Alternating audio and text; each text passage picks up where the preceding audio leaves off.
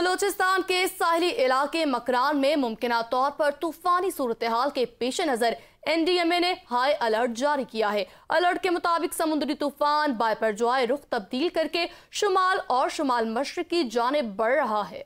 तूफान मकरान साहिल की तरफ बढ़ने के इम्कानात हैं। जिले इंतजामिया ने गवादर में दफा 144 का नफाज करके माहीगीरों को समंदर में जाने से रोक दिया है।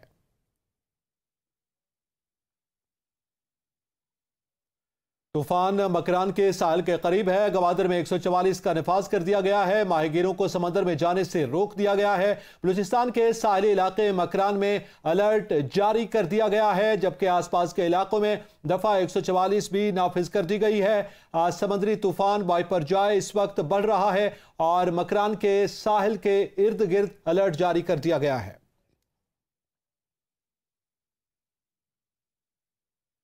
क्वेटा से ब्यूरो चीफ रिजवान सईद हमारे साथ मौजूद हैं। जी रिजवान, बताइएगा इस वक्त क्या सूरत हाल है? बायपरजॉय बड़ी तेजी से बढ़ रहा है मकरान की पट्टी की जानिब। हाँ जी बिल्कुल, महकमा पीडीएमए की जानिब से इस हवाले से इंतजाम भी हम देख रहे हैं कि मुकम्मल कर लिए गए हैं।